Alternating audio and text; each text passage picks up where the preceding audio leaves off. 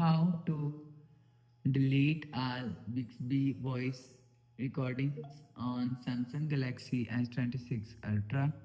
So let's start the video. First of all, go to App Library. Now here, so click on Settings app. Now in Setting, scroll down. Scroll down and click on Advanced Features. So you will see Advanced Features is here. So click on Advanced Features. Now here, so click on Bixby. So after click on Bixby and click on voice registration. So after click on voice registration, so if you want to delete all Bixby voice recordings, so you will see delete all voice recordings is here. So if you want to delete, so click on delete and click on delete.